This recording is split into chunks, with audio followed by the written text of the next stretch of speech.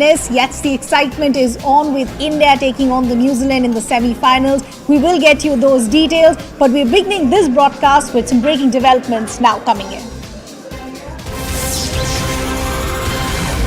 And this is in fact news coming in of what's happening in the United States. Remember, you have Xi Jinping in the United States for the APEC summit, but this looks like the beginning of this summit is bringing some sort of embarrassment for Xi Jinping, because now we're understanding massive protests have broken out in San Francisco. Who are the people protesting? You have Tibetans protesting, you have Uyghurs protesting, you also have people from Hong Kong who are protesting, and all of them have come together for this joint protest against China's Xi Jinping to call out the atrocities by China. These protesters are also calling out and questioning the disappearances and the detentions, and as we pointed out, the multiple atrocities by China. All of this happening when you do have Xi Jinping in the United States, will be meeting the US President Joe Biden. Remember, before this crucial summit began and before this meeting happened, we're also understanding the comment that came in from the US President Joe Biden was, when asked of what he wants to look forward as far as this meeting is concerned, he said, we just want to have a progressive bilateral between both the leaders,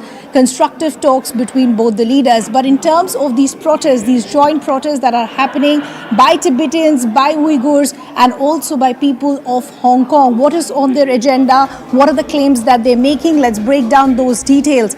As I pointed out, this is a joint protest that is happening. You have Tibetans, you have Uyghurs, you also have people from Hong Kong, all coming together to stage this joint protest. This is a protest that is happening in San Francisco in the United States. This protest is against the Chinese atrocities. All of them now coming together and saying that there is arbitrary detention that is happening by China, and that needs to be called out, and there needs to be more global support for it. They're also calling out and alleging that there is excessive police violence that also needs to be called out as far as the Chinese side is concerned. Further, they're also saying atrocities are only increasing by the day, and that also needs to be called out. So as we pointed out, this is a joint protest. Embarrassment for Xi Jinping as he is in the United States for the APEC summit. Let's bring in our colleague Siddhant, who's joining us on the broadcast. Siddhant, we just gave our viewers an overview of what this joint protest looks like. Talk to us about the demands of these protesters and the claims that they're making at this stage. Well, look, this was very much expected, perhaps given that these three groups have United States of America as one nation where they can protest against the government of China. And this is the reason that now we're getting to know that all three of these groups have come together to do protests in San Francisco. And in fact, this is right at a time when Xi Jinping has arrived in San Francisco a short while back, and he is expected to attend APEC summit.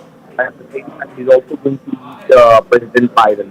Now, there is also a strong messaging when it comes to such protests taking place on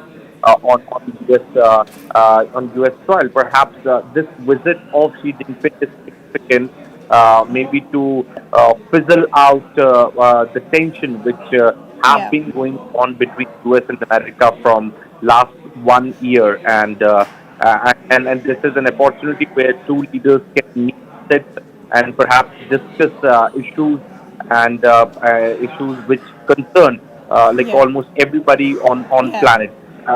So this particular these protests are being planned by the people, pro-democratic voices in Hong Kong, Tibetans, at the same time Uyghurs.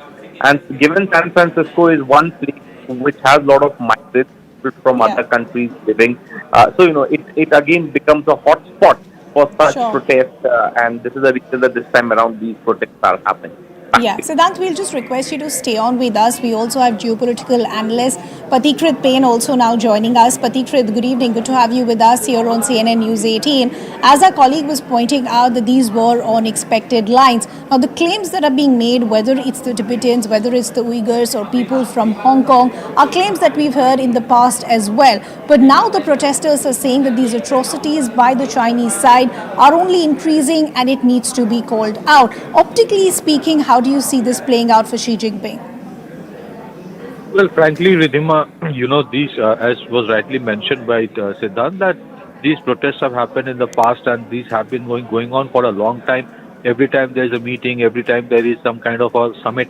But frankly speaking, if you look at United States, it has never done too much or up to the satisfaction of these protesters when things become very tough. For example, in Hong Kong was completely taken over by Beijing.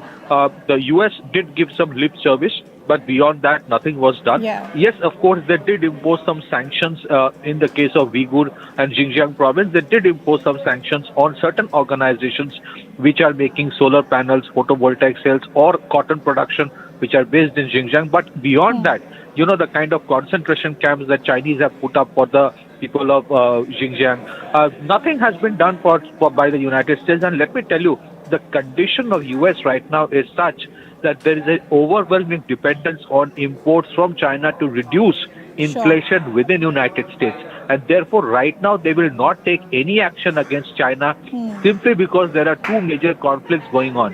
One in the Ukraine-Russia theater, second is in the Middle East. Yeah. And there is an expectation, the hope that the Americans have, that against all odds, they would still want China to at least remain neutral and not go against the US I just want to system. understand, considering the fact that you were saying that it looks like there's not going to be much more than lip service or any strict action. Look at the claims that are being made by these protesters. What they're focusing on is these arbitrary detentions that only seem to be increasing. Whether it's detention, whether it's disappearance or these atrocities, these are claims that have been made in the past. But the timing of when these claims are being made are important. Do you think it's not just politically bad for Xi Jinping, but possibly this is also messaging to the United States to put pressure on them as well? Well, of course, there will be some pressure, but we are talking about a country which is China, where even their defense minister and, the foreign minister, they disappear. Where is Xinjiang? Nobody knows. So in a country where that kind of thing happens, it is not surprising that a lot of common people have simply disappeared. Look at what they have done to Jack Ma. I mean, imagine if that kind of a thing would have happened in a country like India, even an iota of that would have happened, the West would have gone, berserk with all the criticism. But when it comes to China, there is absolute pin drop silence from the US State Department of other organized departments. We haven't seen any strong action. Tell me, what have the Americans done on the investigation so far as the origin of COVID to Wuhan is concerned? That has been completely sidelined. So I think, as you rightly mentioned, beyond the lip service, even though there are detentions, there are disappearances happening, I think beyond the point, United States is comfortable with it so long as the trade relations continue to be fine, so long as China does not openly side with Russia or against Israel. Openly. But they might just be doing request you it to stay on with this. So you're saying it doesn't look like the United States will go beyond a lip service, and that is possibly the max that we'll see. I also want to bring in defense expert, retired General Sivach, who's also joining us. So good to have you with us here on CNN News 18. How do you see the timing of these protests at a time when you do have Xi Jinping for the APEC summit in the United States, his last visit being in 2017?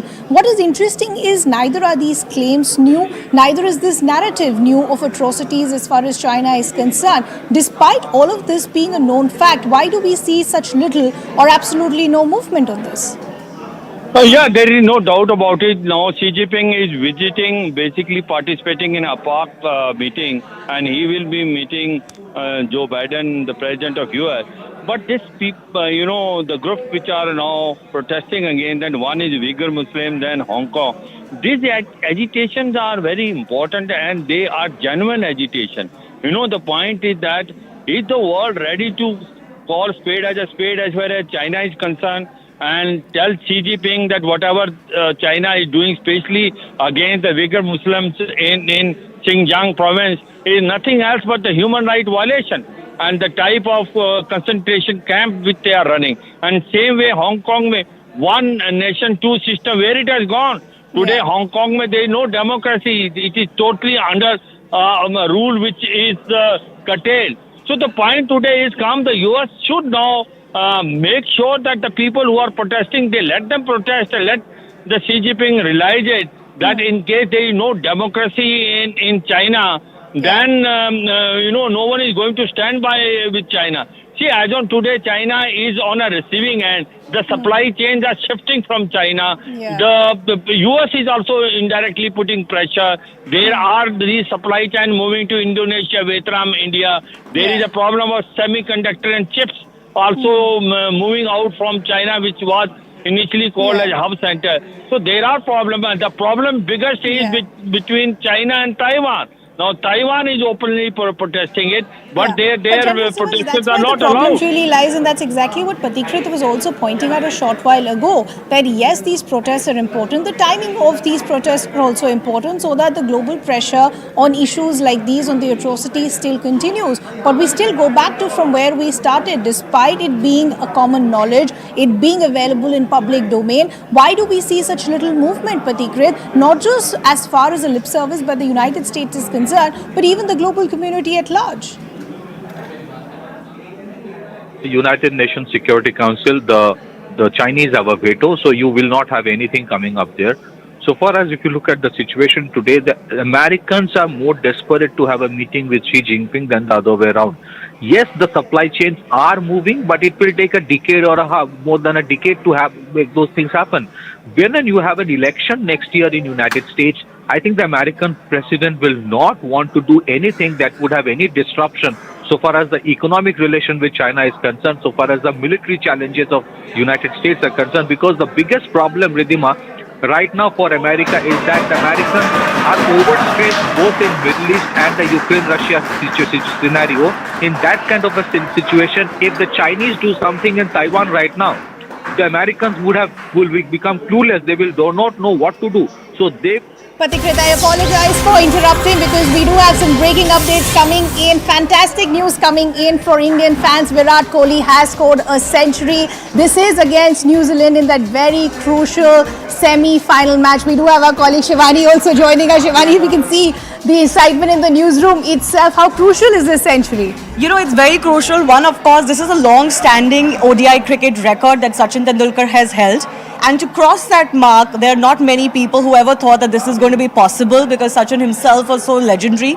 And for Virat Kohli to do it so young, you know, he has some ways to go in his career still. To very little number of matches. Of course, that's a change of the way the game is played. But to cross the legendary Sachin Tendulkar's mark of that iconic 49 ODI tons is indeed a huge deal. But the reason why this is even more important, I would say, is that before this, Virat Kohli did not have a very good record in knockout stages of World Cups for India. And that has been a bit of a problem for us as a team for the last 10 years, and for him since the 2011 World Cup, which he was a part of. So for him to actually come good, score a ton after losing a couple of wickets with Gill being retired hurt, that in itself is going to be personally very satisfying for Virat Kohli as well. I agree. And Shivani, overall speaking, as far as the team's performance is concerned, this is a crucial match. India has been unbeaten, but this is also a team that we lost in the past. So those comparisons continue to be there. So a performance of this sort, how much does it add to the momentum of the total team? You know, it's actually astounding. I think this is one of the best runs a team has had in a World Cup. Yes, Australia has managed something like this in the past twice, but I think this is a phenomenal run for India. It's just absolutely everything that they want to do, that they aim to do, is going right for them. Fingers crossed there's one more innings to go and still some time in this one. But it is a stupendous performance from the team. And again, like I said, all of the big players coming good at the right time. Virat Kohli, he's been talked about how he hasn't come good for India in the knockout stages, and India has struggled. They're playing New Zealand, a team we lost to the semi-final last time around. A team has beaten us in the 2016 T20 World Cup in India.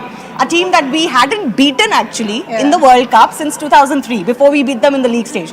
So of course there's a lot that is culminating for India, and right now I think this team is going to be as motivated as anybody else, as people in our newsroom or any fan on the street, to not let go of this beautiful opportunity and moment that they have arrived at. I know this is a very cliched question, Shivani, but every time there's a big match, we say, what is a safe score? So what is the safe score that we're looking at, that after this, okay, we could be comfortable? The other day, New Zealand chased down nearly 400, right?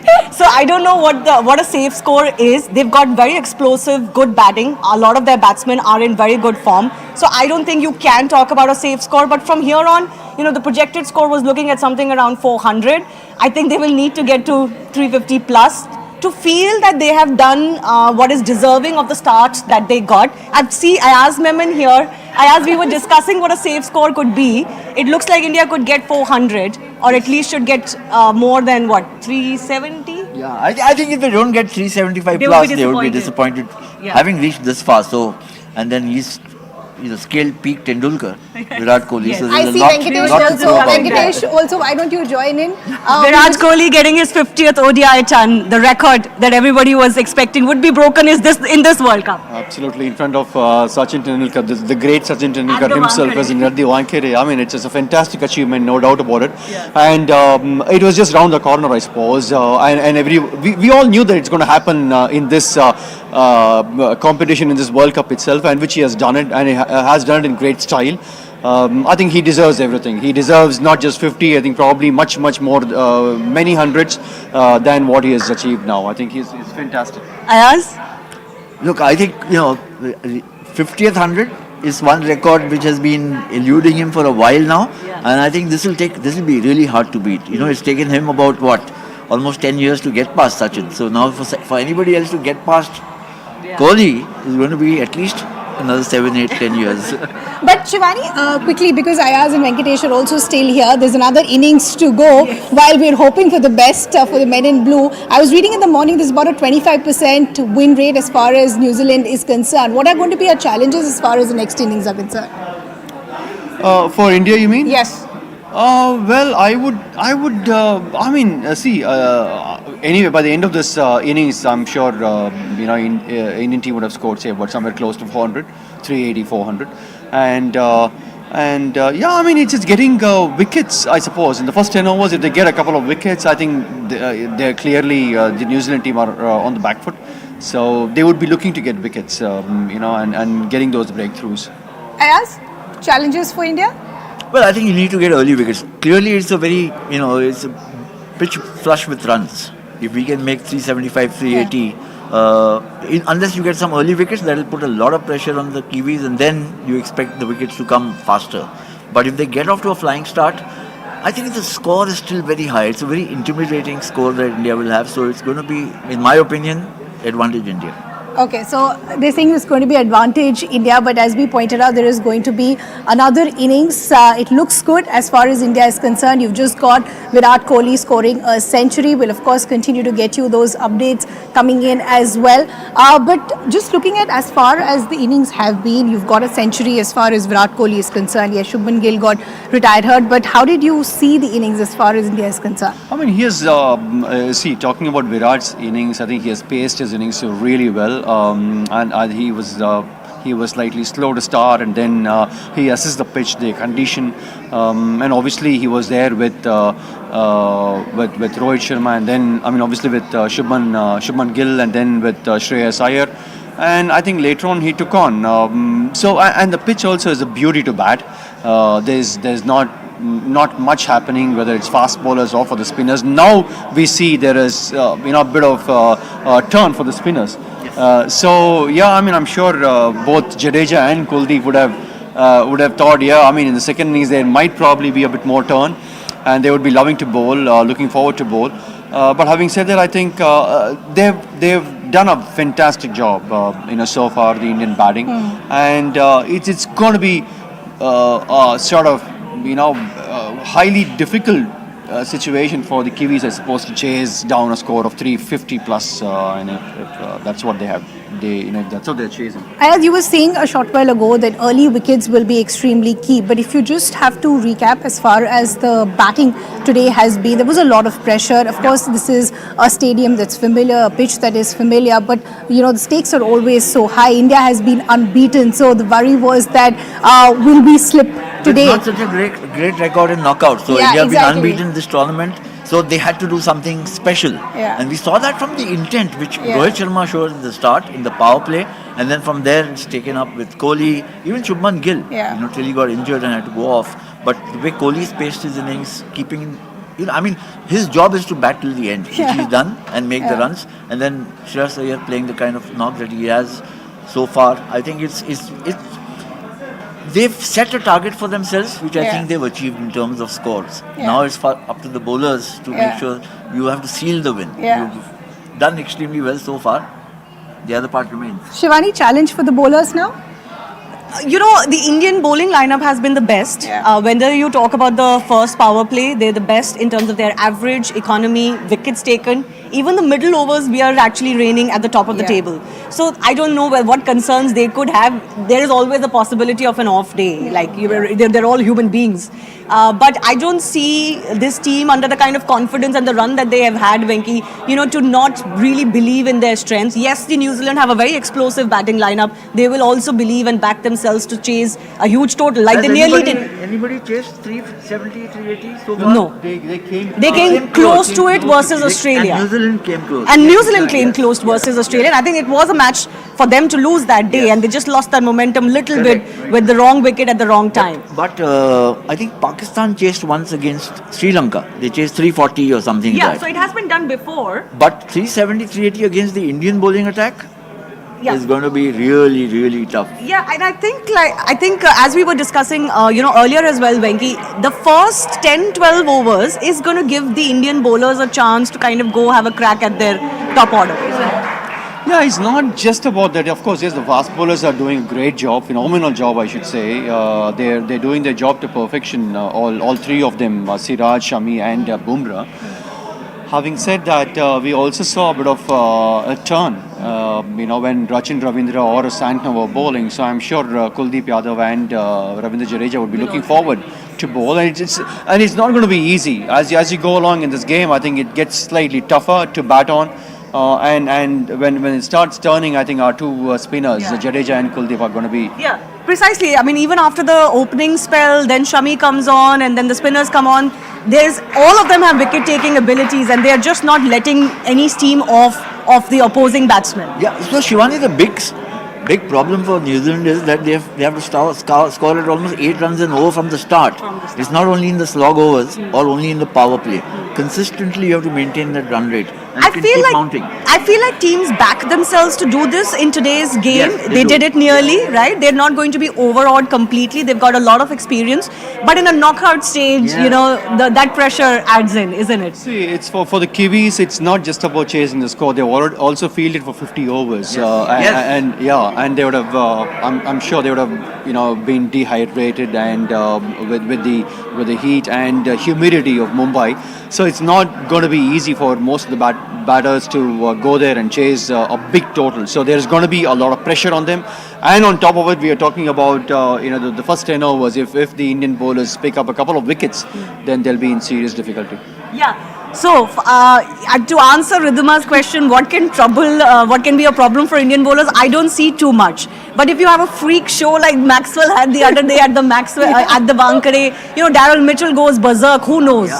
Anything can happen, but I think this is advantage India at this stage. Of course it is, and New Zealand do bat deep.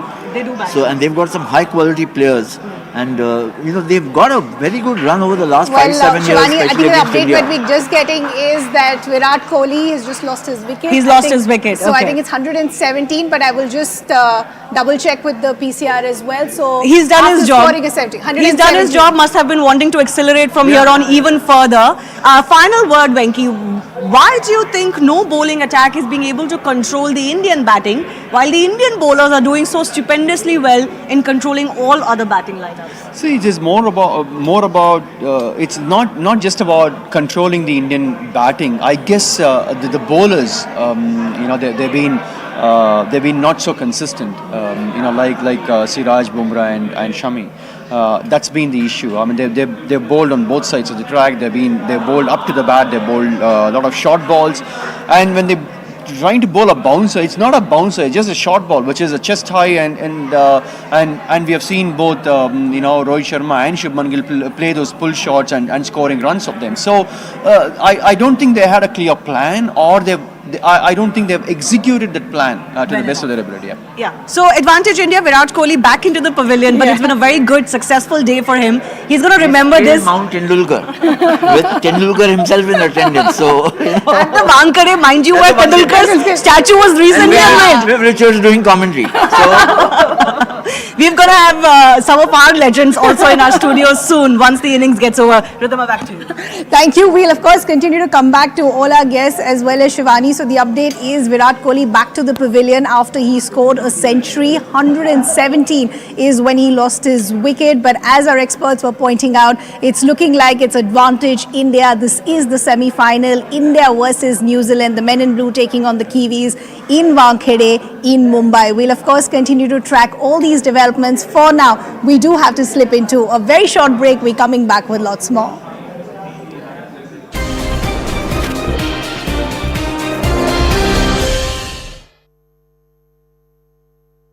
Co-powered by the toxic air.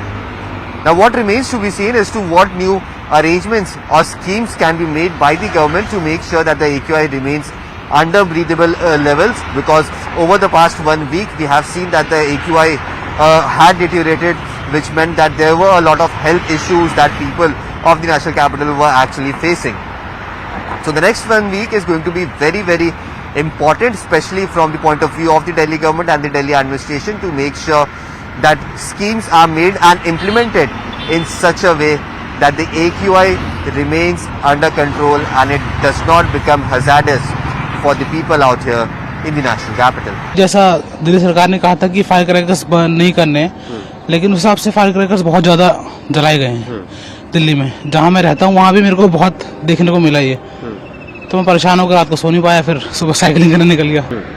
जब से ये news आई थी पराली जल रही है, तो तब से मैं निकलता हूँ फील करने के लिए कि क्या वेदर में चेंज हुआ है या नहीं हुआ है. बट हुआ है चेंज. ये मतलब पोल्यूशन का ही है ज़्यादा, तो ये नीचे तो बाकी तो सब बढ़िया है. ऐसा मास्क वगैरह भी नहीं लेके आए हम. उधर क्या सब कुछ ठीक है, यहीं पे थोड़ा सा परेशानी है.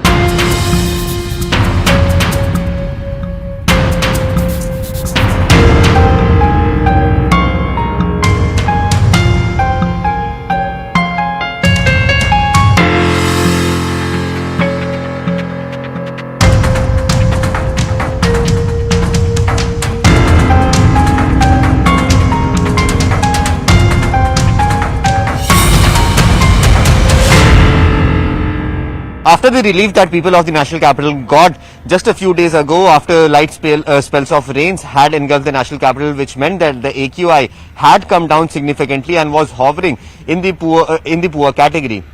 Now post Diwali, we are seeing that the AQI has again deteriorated. Currently I am reporting from Kartavyapath, and just move to the frame and try and show you in the visuals over here that another layer of smog has yet again engulfed the national capital. But remember, this is not only smog, but what experts are saying that there is element of fog that is also in these visuals that you are seeing on your screens right now.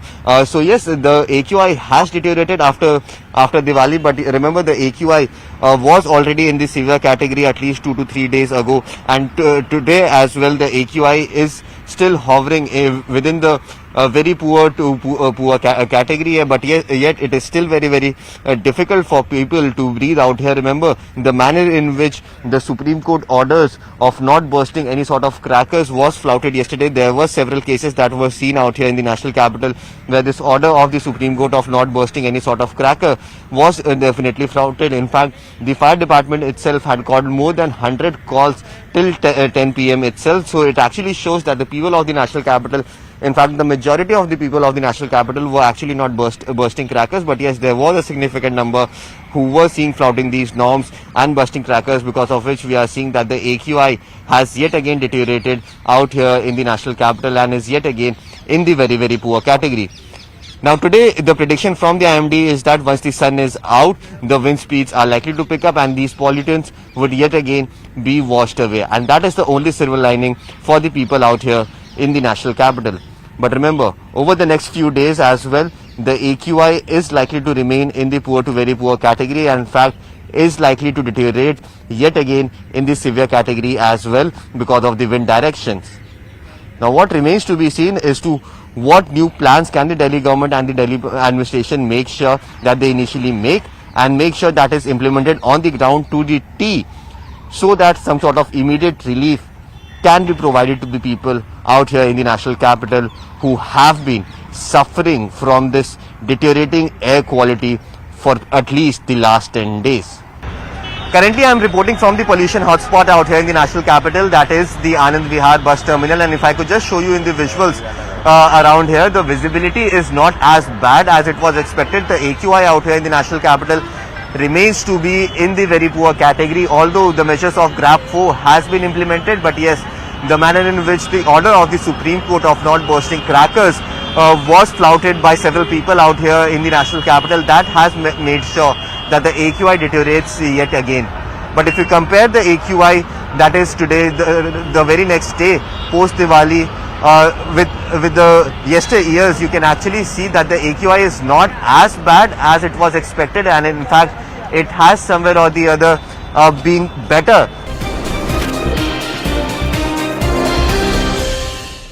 Welcome back. Thanks a lot for staying with us. Time for a world exclusive. He's a legend, and he's a legend for a reason. And this legend, David Beckham, is now in India, and this is his first visit to India ever. It's a short visit of about 3 days as his role of the UNICEF ambassador. What is his plans as far as his India visit is concerned? As we speak, he's also watching the match between India and New Zealand. He had an exclusive conversation with CNN News 18's Anusuya. Let's take a look at this exclusive. He's a legend on and off the field, one of the greatest footballers of our times. He's driving change around the world, and he's doing it all in style. As the fans at Old Trafford once famously chanted, there is only one David Beckham, and he's sitting right in front of me on his maiden visit to India. David, welcome. Thank you very much. Thank you. David, you've come down for a very special cause. You've been a Goodwill Ambassador for UNICEF since 2005, and you have worked with children in particular about breaking barriers down for them. Tell us about the work that has brought you here to India. You know, obviously, firstly, thank you for having me in this beautiful country. I have wanted to come to India for a long, long time, and for some reason, I've just never been able to make it happen. But this is my first time, and it's been an incredible experience so far. You know, everybody has welcomed me with open arms, and obviously, there's a lot of fans here that follow. You know, have followed my career over the years, and you're looking at one of them right now. It's a real pleasure to be here, and obviously to be here at an important time as well. You know, obviously to be here over Diwali, and obviously the New Year, and also the Cricket World Cup. So it's a good time to come, but also it's been a trip that I've been looking forward to for a long time. You know, my role as Goodwill Ambassador for UNICEF, the one thing that I've always enjoyed is being in the field and being there with the kids and seeing their situations and seeing the progression that's happened, but being part of their lives for that time. And for me, it's an important trip for that. And I've seen and met so many great young children, you know, and a lot of young girls that are striving for change. And that tells me that something great and good and progression is happening here in India, but there's still a lot to be done, and there's a lot of good people around that are partnering with UNICEF and championing for change as well. So this trip is an important one for me. It's the first time I've been back in the field since COVID. Right. So 3 years. Yeah, so this is an important one, and also one that I've been looking forward to for a long time. So you spent a couple of days in Gujarat, and you met with children and members of different communities there. Yeah. And these are people who are working towards gender equality. Yes. So tell us about what you discovered during your interactions with them. You know, the first part of my trip was to meet some young children at this incredible small school. And their confidence was incredible. You know, they stood up. Some of the kids were 6 years old, 8 years old, 10 years old, and they stood up with this confidence, and they talked to me about, you know, what their rights should be and what their rights are and what changes they want to make. And this was, some of them were boys, majority of them were girls, and they're championing for change, you know, for equal rights. And I've always said, you know, that is such an important part of this. Yeah. And then I went to the Gujarat University, where I met young entrepreneurs and innovators that were, it was mind-blowing what they were coming up with. You know, there was a couple of young kids there that were 14 years old, 15 years old. There was a 17-year-old girl and a 19-year-old girl, and all of these innovations that they came up with were incredible. The young boy came up with a device that reminds his grandparents to take their medication, things like that. And then there was obviously different innovations as well. And for me to see that, told me that, these young kids just want to be asked, how can they make change? They want to be involved in these decisions. And I came away from that university and I thought, okay, there are a lot of these young kids, mostly young girls, that are going to be leaders and innovators in the future of this country. And that's where the foundation comes from. Because I said to them, you're making all of these great inventions, you're making all of these things that can change the future, not just for yourselves and maybe your parents, but for the younger generation as well. And then obviously I went yesterday to a couple of different villages where I met some families that were so inspiring. I met two different families, the grandparents that had obviously taken over the care of these young children who had either been orphaned or, obviously they had a difficult situation. So these grandparents had taken these children in. And when I talked to these kids, one family, there was 2 boys and 2 girls, and then in the other family there was 4 girls.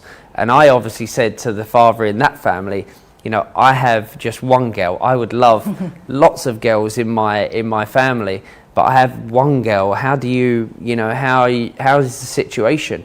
And he said it's incredible. And what I loved about what he said to me, which is why I feel that there has been progression, but like I said, there's still a lot to be done. When I said to him, what is the future for these girls? What is the future for your daughters here? And his mindset was obviously different to what I expected him to say. He was late 50s, and he turned around and he said, okay, I want them to finish their education, and then they can decide if they get married. They can decide their future. And that's important, for equal opportunity for boys and girls is very important. And I've always said this, I have 3 sons and 1 daughter. I want my daughter to have the same opportunities that my sons have. And that's an important part of this. It's an important part of mindset and changing people's mindsets as well. All right, that's wonderful to hear. Breaking barriers for children when it comes to gender inequality, violence, bullying. You've been associated with this for a very long time. Yeah. What drew you to this in the first place? I've always cared about children's futures. It's something that I've always been passionate about. My work with UNICEF began when I was 17 years old. I was on tour with Manchester United in Thailand, and I went to a women's centre, and that's where my first involvement began. Then I became global ambassador in 2015, and then we focused, and we will always focus on children in general, boys, girls. But our focus changed because whenever I went on a field trip, I would see that young girls were getting left behind. I would see that they were treated differently. I could see that they wasn't getting the same opportunities as boys, and I've seen that, in the last couple of days. We all know the issue with girls getting forced, young girls getting forced into marriage.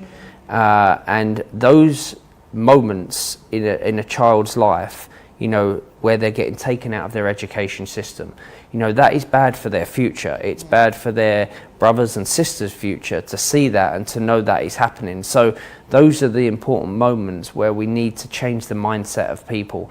And you just need to ask the kids what they want. I spoke to a couple of the young girls yesterday, and I said, what do you want to be when you grow up? And they was like, I want to be a teacher.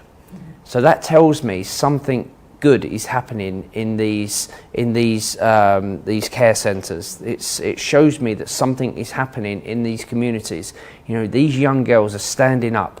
I spoke to a young girl again yesterday that was 9 years old, that when I said to her about her situation at her home and with her family, the discussion of going into an early marriage was a discussion that had already happened. She then was able to stand up to her father and say, no, this is what I want, Daddy. This is what I want for my future. I want to complete my education. And that's a brave decision for a 9-year-old girl to stand up against her father. And luckily her father listened. Not every father does listen. So, you know, there's one girl in a community that is making a change that then affects other people in the community, because then with her father's generous mindset of believing in his daughter, he then can go to other fathers and say, okay, this is what's going to happen. This is what your daughter's future is going to be. So those kind of things are so important. And we all know, you know, the population of children in India is the biggest, you know, 460 million children here. You know, 1 in every 5 children in the world is in India. And we know when India progresses, the whole world progresses with them. So that is why it's so important. You mentioned the Cricket World Cup. You've come at an interesting time. I know. You know what a big deal cricket is in a country like India. Football has also been picking up. We have our own football league. How do you think sports like cricket or football can drive change in children? I've always said that sport is one of the most powerful tools of change. And I've seen that over the years, whether it be in Thailand, whether it be in different parts of Europe, in South America, I've seen how sport can change, and specifically football, because that's where, you know, my upbringing is from. You know, I've seen that the moment that I go into one of these villages in towns that don't have TVs, that don't have radios, but you take a football into this village and these kids' faces, they light up. And it's the same with cricket here. You know, it's such a powerful tool. You know, there's so many cricketers, men, women, where these young kids are looking up to and wanting to be them and wanting to follow everything that they do. That's why it's such an important role for sportsmen, sportswomen to have that opportunity to have a platform where they can speak out, where they can, you know, be part of change. And I've seen, you know, when I play football with these kids, whether it be 20 minutes, 40 minutes, 2 hours, whatever situation they're in around the world, they forget about it. You know, unfortunately, they have to go back to that situation. But for that time, you know, it tells you how powerful, you know, the sport is. You know, it breaks down barriers. It gives children confidence. It gives them a foundation for what they can take into their lives. Whether they become cricketers, whether they become footballers, whether they become basketball players, that doesn't matter. What they get from playing those sports is, you know, teamwork, leadership, confidence, you know, and they can aspire to be, you know, the next generation of cricketers or footballers. So sport is so important. You know, and cricket fans are in for a double treat because you're going to be watching the semi-final, the India versus New Zealand match. That's how you're spending your day in Mumbai. Is this the first time that you're watching a Cricket World Cup match? It's the first time I've seen a Cricket World Cup match live. Obviously, I've followed cricket over the years. You know, obviously being in Manchester and having a roommate like Gary Neville. Gary Neville was a huge cricketer, and actually him and his brother could have gone on to be professional. But they chose football instead. So I always used to watch cricket with Gary because he was my roommate. But, you know, obviously being in Mumbai for this game today, for me, you can already feel the energy. You can feel the excitement. I think the energy and the excitement is going to be totally different to be in, you know, a cricket match in a different place. Yeah. I'm very excited about that. So yeah, I grew up around, you know, cricketers like Viv Richards and, you know, Ian Botham and all of these great players like Brian Lara and obviously Sachin. So, you know, I'm very excited about today. All right, I'm getting to the last round of rapid fire questions. Okay. I'm just going to fire some questions that you just think of the first thing that comes to your head. Okay. In that case. One footballer who's caught your eye recently. Recently, Jude Bellingham. India, New Zealand, South Africa or Australia, who are you rooting for in this Cricket World Cup? Well, obviously, I'm going to have to say India. That's a safe answer that you're going with right now. Beekeeper or an artist? What is an alternate profession for you? Beekeeper. Beekeeper? Beekeeper. What is the next tattoo that you're going to be getting? I don't know. We'll have to wait and see. I used to get my inspiration from my travels, so maybe I'll get one from this trip. Oh wow. And you've had many hairstyles over the years, but what's the one hairstyle that you regret? None. None, There's absolutely. somewhere I look back and I think, what was I thinking? But majority of them I'm okay with because it was okay at the time. Yeah, that was a trick question that I asked anyway. And the last one, out of Brooklyn, Romeo, Cruz or Harper 7, which of your kids can really bend it like Beckham? Actually, they're all pretty good at playing football and playing sports, but Romeo is the only one at the moment that is part of a team. My son Brooklyn is obviously, he likes photography or cooking. My daughter is obviously the boss, and my other son Cruz, he loves music, so we'll see. It's been a pleasure, David Beckham. Thank you so much, and we hope to see you more often in India now. Me too. I can't wait to come back. Thank you. Thank you. RP Sanjeev Goenka Group presents CNN News 18 Indian of the Year 2023, and the nominees for the entertainment category are Shah Rukh Khan, Mani Ratnam, Sunny Deol, Deepika Padukone, Manoj Bajpayee. Vote now on www.indianoftheyear.com and choose the Indians conquering the world. Let's now shift our focus to what's happening in Uttarkashi in Uttarakhand. It's been over 72 hours. You still have 40 workers, 40 laborers who continue to be trapped in our tunnel. Multiple machines, multiple pipes are now being used. There's rescue work happening at a war footing mode to try and get these laborers out as soon as possible. But time, yes, is running out. Plan A did not reap the kind of results that the authorities were hoping for. Another machine, which is called as the auger machine, has also been brought in from the national capital. But still, as of now, there is a lot of work that needs to be done. The biggest challenge being the movement of the debris, which is hindering where these laborers and workers are currently trapped. So 72 hours on, it looks like they will have to spend another night in that tunnel. But before we bring in our colleagues and bring you some ground reports, we're getting a very crucial update as to where the rescue operations currently stand. Let's take a look.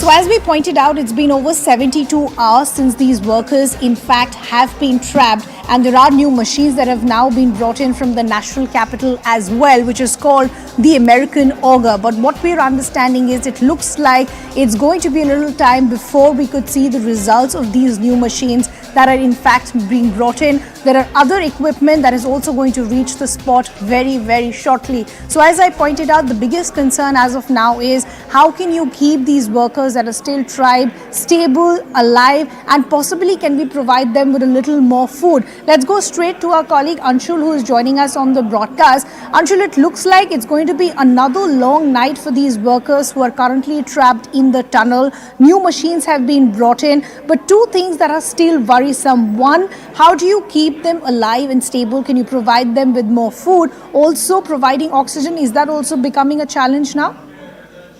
So providing oxygen at this point in time is definitely not a challenge because air is continuously being pumped inside the tunnel since day one. So there is ample air that is present, and the machines are working 24/7 to provide that air inside. So oxygen is something that the authorities are not tensed about. They are also not tensed.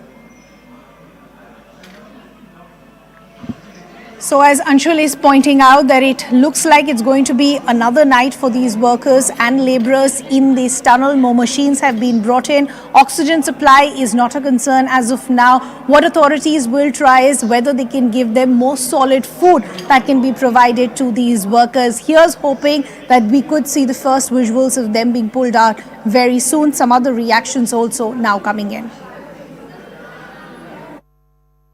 कल जब boring machine का दिन भर installation हुआ, लोगों को बहुत सारी उम्मीदें थी, रात भर लोग इस उम्मीद में रहे। अचानक खबर आई कि बोरिंग मशीन खराब हो गई है। 13 तारीख को हमसे अप्रोच किया गया। अप्रोच करने के बाद हम एक्टिव होके दिल्ली से 13 तारीख को ही शाम को यहाँ पहुँचे। हमने 24 से 30 घंटे लगाने के बाद मशीन को यहाँ इंस्टॉल किया। इंस्टॉल करने के बाद हमने कल दिन में उसका कार्य शुरू किया।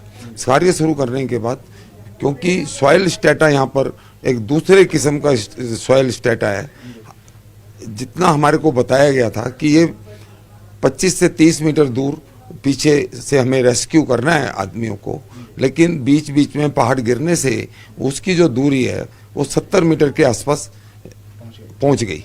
तो हमारी मशीन की जो कैपेसिटी है वो 45 मीटर है, तो 45 मीटर की मशीन 70 मीटर तो जा नहीं पाएगी, क्योंकि कल भी वो पहाड़ गिरा तो वो करीब 6 से 7 मीटर और आगे तक आ गया। जब काम करना होता है तो उसका सोयल स्टेटस टेस्ट किया जाता है कि इसका सोयल किस तरह का है। क्या यहाँ पर ये चीज़ हुई थी? नहीं, यहाँ पर ऐसी चीज़ नहीं हुई, क्योंकि तो वो घटना ऐसी है, इस बात का किसी को ध्यान नहीं आया होगा।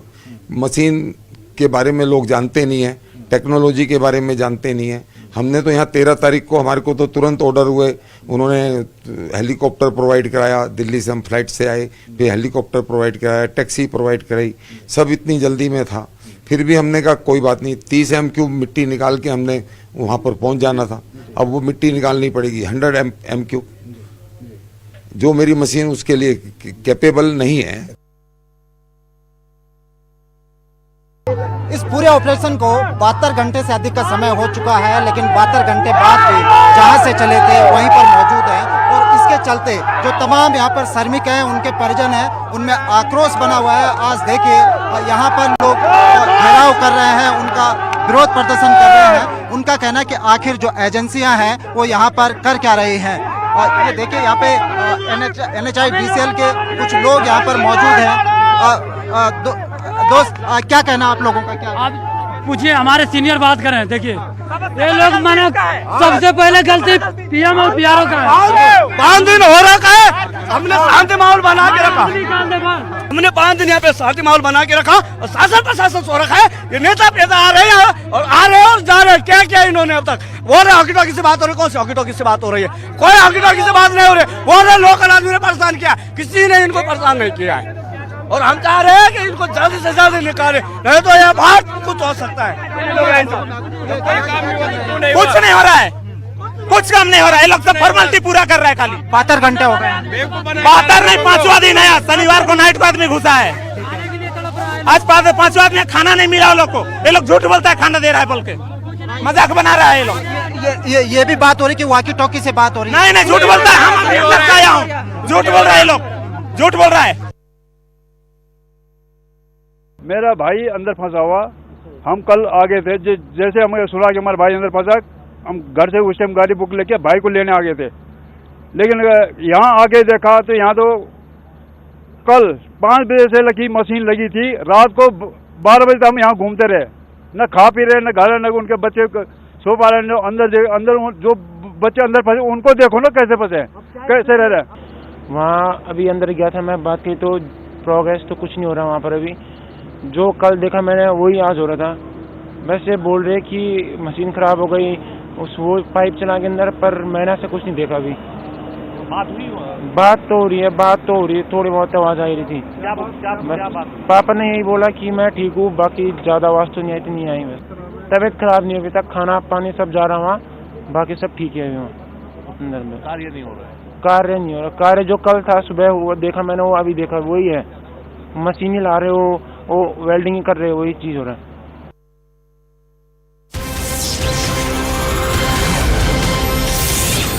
We're now shifting our focus to some other breaking developments now coming in. The Prime Minister is hit out at the Congress. This was when he was in Barmer. The Prime Minister has gone on to say that because of the appeasement politics policies of the Congress, rioters and terrorists, their morale in fact is being uplifted. That's the word that's coming in from the Prime Minister, hitting out at the Congress's appeasement politics, going on to say that because of this appeasement politics that still continues by the Congress, rioters and terrorists, their morale in fact is being benefited. Let's go straight to our colleague and senior editor Pallavi, who is joining us on the broadcast. Pallavi, very strong words there being used by the Prime Minister. Any initial reaction coming in from the Congress?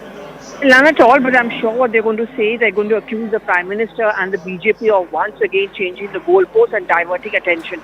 Now, what is significant is that we've just got a few days now left to go, and Rajasthan elections is now entering a decisive phase, Ridhima, and he said it at Barmer, which is almost the border area. Large number of people from the force who are posted there, vulnerable area, and it's over there where the Prime Minister makes this attack on the Congress party at a time when the Congress is talking about secularism and the Congress talks about one united India, and he's accusing the Congress party of divisive politics and talking about encouraging terrorists. And let's not forget, when Prime Minister starts moving to other areas, what happened to Kanhaiya Lal in Udaipur is also something which I think the PM plus the BJP will try to highlight.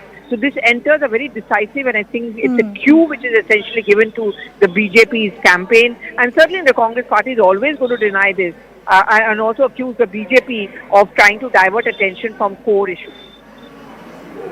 Right, Pallavi, we'll have to leave that conversation there. Keep tracking those developments. We do have to shift our focus to some other breaking developments also now coming in.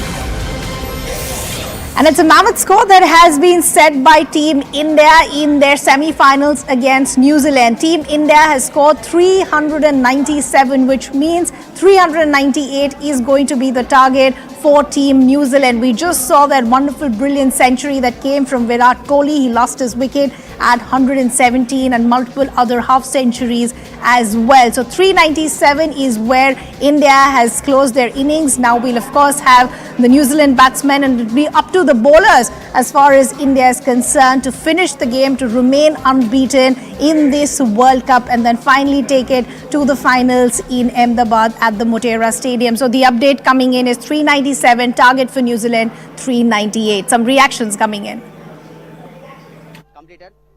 We had scored 399 runs. It is a very big score. I hope India will win. But but our Indian fans are excited, are satisfied about this innings, as we are expecting more than the 400 runs. But Virat out and then Surya out. What that? Shubman Gill has small cramp on his left leg, right? So he retired hurt. If he had in this ground, then he will score more runs. I think so.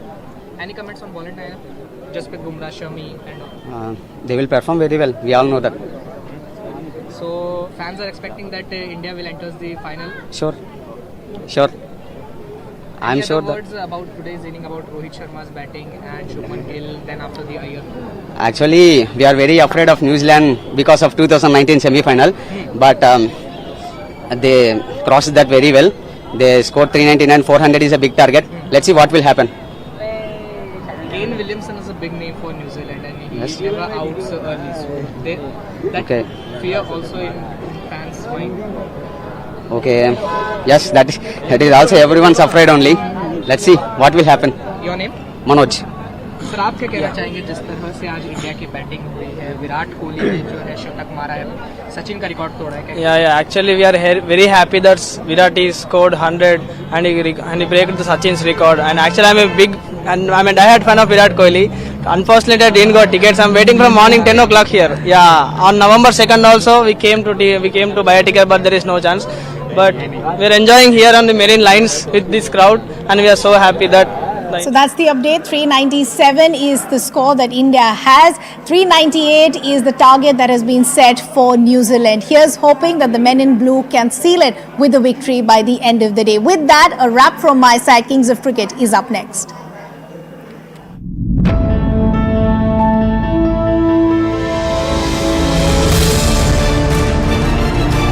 I hope this has come as a reminder that what is irking people more, the attitude of the Aam Aadmi Party and the Delhi and Punjab governments, who were for the last 1 week denying the impact of farm fires in Punjab over what is transpiring in Delhi.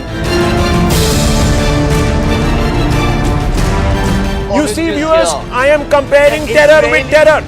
I am not comparing apples with oranges. I am comparing terrorists with terrorists. We don't want to do that because we are bothered about vote banks.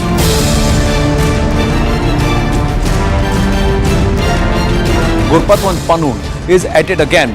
The global terrorist continues to spew hate against Bharat from foreign soil, and this time he's gone a step further and asked Sikhs not to fly Air India on the 19th of November onwards, calling for a global blockade of the airline from Vancouver to London. Is that how you explain that educated women have a better shot at population control using the words that the Chief Minister used yesterday in the Assembly? That's the way to describe it. In such a graphic way. I agree that the words chosen by him were not appropriate.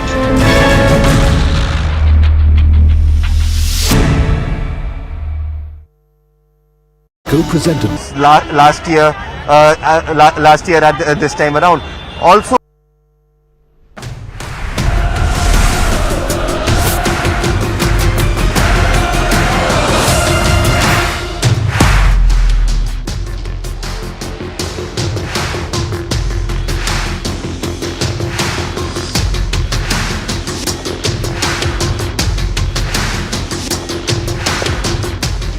Thanks a lot for staying with us on Kings of Cricket. I'm Shivani Gupta. India have completely dominated, pummeled the Kiwi bowlers. King Kohli has scripted history.